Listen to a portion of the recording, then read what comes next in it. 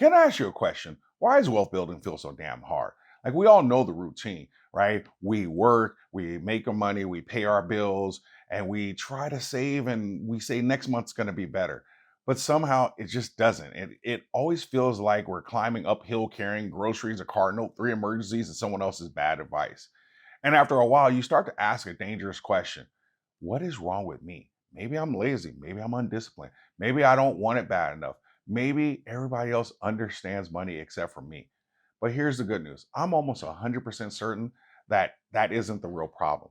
The real problem are really three things that we're going to break down in this video and we're going to start to fix right after I say, what is good, Stackers University? It's so wonderful to have you here with me today. You know what to do. Hit the like and the hype and the subscribe.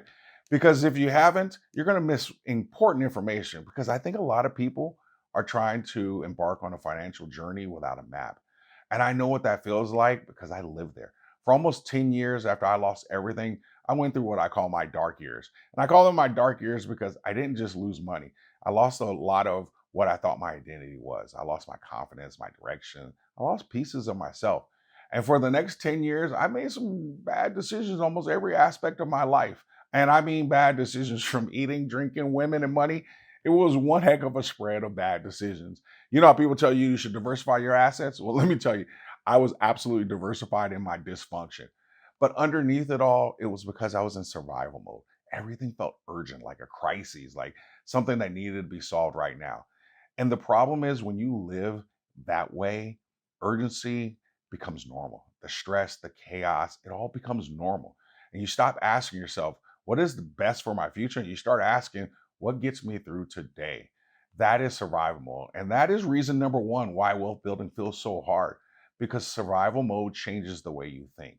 Have you ever been chased by a dog? I mean, really chased by a dog.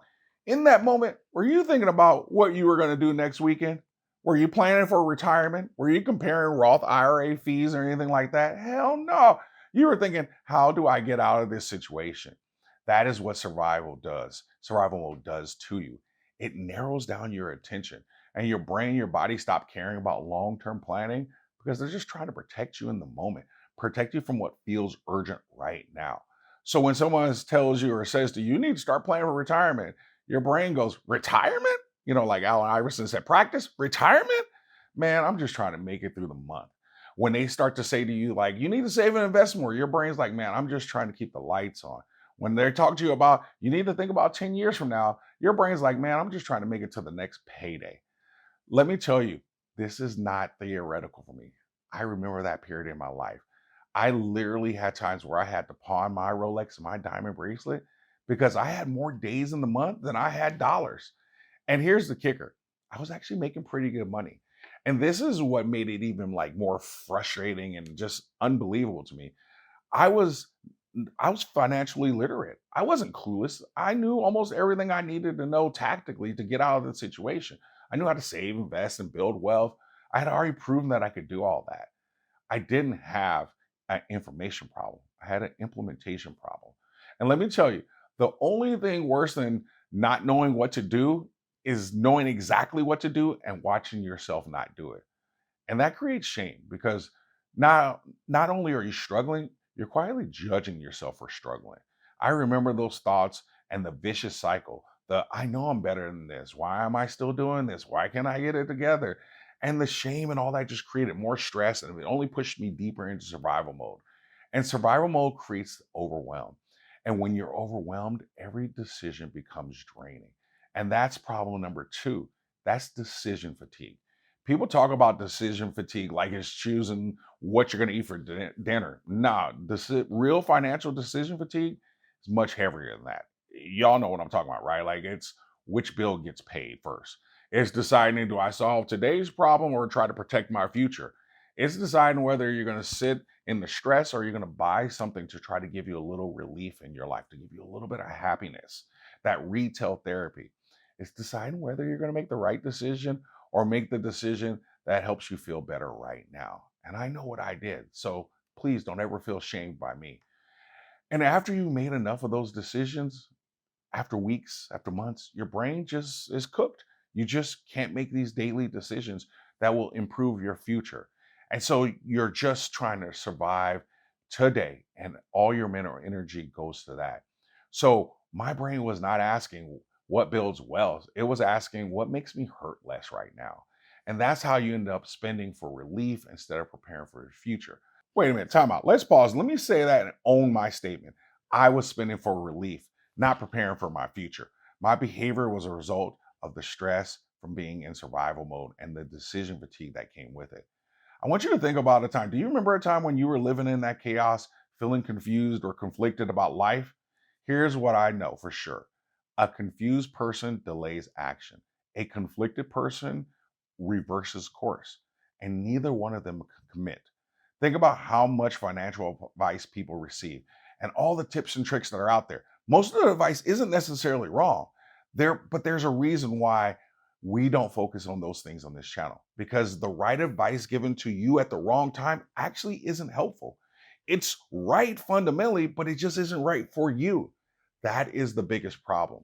Most financial advice gives people directions without knowing where you are. This is reason number three. You need a GPS, or what we call the Stacker's Bridge. Think about your GPS. GPS can pretty much get you anywhere you want to go in this world. But before it can do it, what does it need to know? It needs to know where you are. You have to turn your location on because the directions depend on your starting point. If I'm in California and you're in New York, we can't follow the same directions to get to Texas. We all have the same goals, the same destination, but our locations require different routes. And that's why random financial tips and advice don't always work. It's not because the tip is bad. And here's another important piece: it's not because you aren't doing your part. I believe most of us are doing everything we can right now in the moment to be the best versions of ourselves.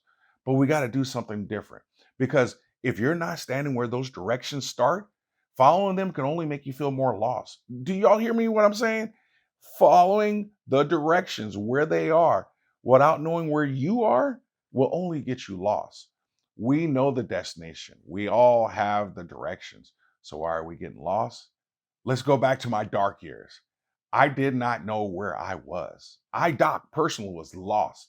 I was living on that left shore that we talk about, the shore of I know what to do, and I was staring at the shore that I couldn't get to, being able to do it consistently.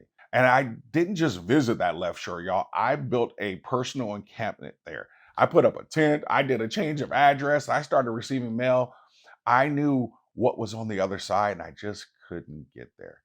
And that's why I created the Stacker's Bridge. Not because any of us need another cute metaphor or a fancy graphic. I created it because after 30 years in education and growing up poor and creating wealth and losing it, I realized people are constantly told what to do, but few people are actually taught the developmental journey that is required to actually do it. The bridge isn't just about showing you where you're going or the destination. It helps you find where you are. My dark years broke me financially, but deeper than that was the damage it did to my identity. So I couldn't begin with a budget or another investment or any other tactic. I had to begin by rebuilding who I was. You may not need to start where I started. Maybe your identity is strong, but your expectations are broken. Maybe you don't truly expect your behavior to change anything. Maybe you know what you want, but you don't have a system.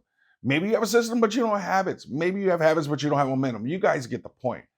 The point is, everyone starts in a different place, and you have to know where you are before the directions can actually help. And when you don't know where you are, wealth building feels a lot harder than it actually has to be. Don't get me wrong, wealth building is not easy. I'm not saying that, but there are things that make it easier. Because regardless, life is still going to happen. Life going to be lifing. Emergencies are still going to show up. The world is not always fair, but something difficult is not the same thing as something being confusing. Do you guys get that? Something difficult is not the same thing as it being confusing. Wealth building can still require work without it feeling impossible. It can still require your responsibility without drowning you in shame. It can still be a long road without you wandering in circles. In tomorrow's video, I'm going to show you the roadmap no one gave you. We're going to walk through the Stacker's Bridge together because you know the destination. You just need someone and something to help you find your location so the directions can actually make sense and get you where you want to go. Because until you know where you are, every direction is just going to make you feel more lost. in the comments section. Today, we're going to do something a little bit different. In the comments, just type, I'm building wealth. Not because typing it is some magical, mystical thing that's going to change your life overnight. But what I do know is commitment starts with intention. So let that be your declaration for the rest of 2026 and going forward. I am building wealth.